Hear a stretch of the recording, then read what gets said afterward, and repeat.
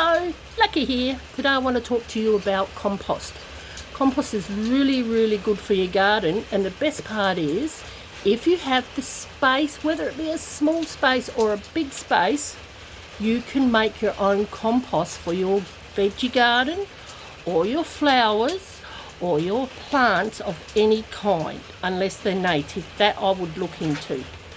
And today it's raining. It's a beautiful steady drop.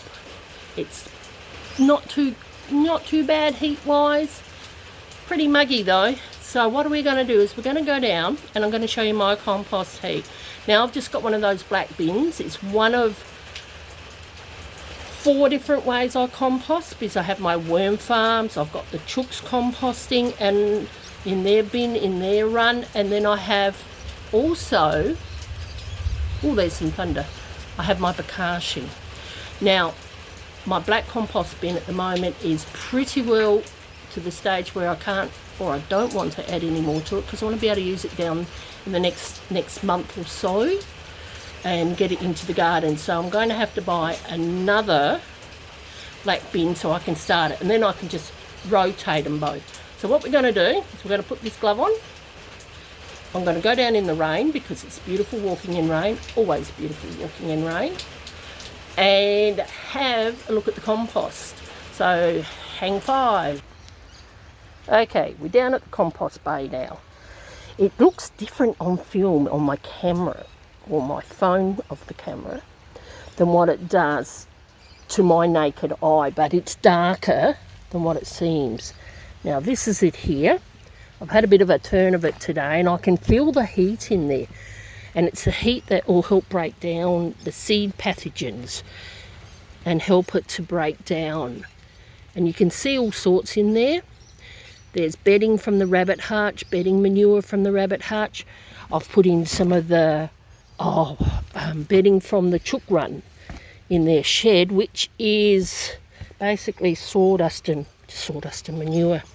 And as I dig down, I can feel the heat.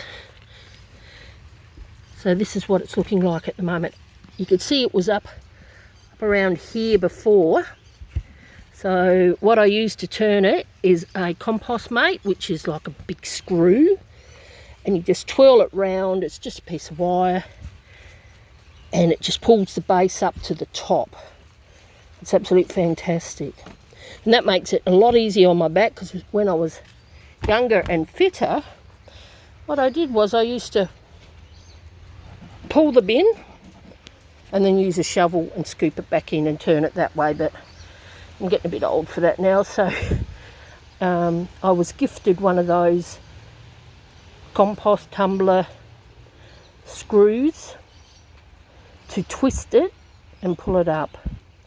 And it's absolutely fantastic. Now, one thing compost is really great for is water retention. And you can do compost different ways. There's more than one way of doing it. There's lots of different ways. If you've seen my channel, you'll see my bokashi. I do that. That's great for small areas.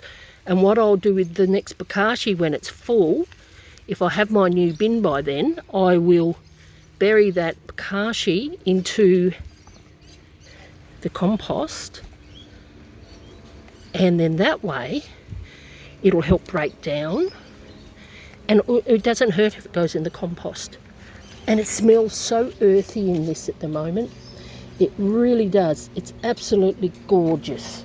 So that's the compost. This is my compost bin. Now I'm not affiliated with them or anything, but I'm going to Bunnings to buy my next one. Little different in style. I think what I saw online was $45. Wish it was $4. $45. And then that compost, when it's ready, I'll use some in that bed down there perhaps. This one will be cleaned out by then. Those two are having potatoes. I've worked it out. Those two are going to be potatoes. Smaller items will go in the blue one. Some of the compost will go in there. These are going to have some of the smaller items, like my lettuces and that, and silver beet. These two have got the broad beans are up. You can see them there. We've had some more come up. When that's turned in, they're going to be cabbages. This one's got peas in. That's got peas in already. I thought I was getting trellis peas, but I bought bush peas, but that's okay. They're snow peas. So these two trellises here that I've put, I've got the regular peas. Not sure what I'm putting in this one here. Probably maybe some carrots. We'll see. And round at this one here, it's going to be the broccoli.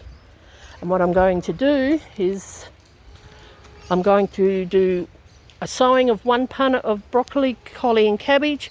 4 weeks later I'll do another sowing, and that will break it down, and they're not going to be all coming at the same stage. We've already harvested our apples. We had a hailstorm about October, November last year, and that unfortunately left us with 6 Fuji apples. Absolutely beautiful. Those 6 weighed in at 1 kilo. And this one here, we've got to take the net off, and that's got Granny Smith and Red Delicious apples of all different sizes. So yes, so it is happening. So it's just, yeah, it's going really good. I'm very, very happy. And of course, I thought my mint had died, and nothing like a bit of water to bring it back. So there you go. Compost. Compost is magnificent. Try and see if you can do it. Persevere. Practice, practice, practice, and just keep going. And do your research. Your research is where you'll come out the best.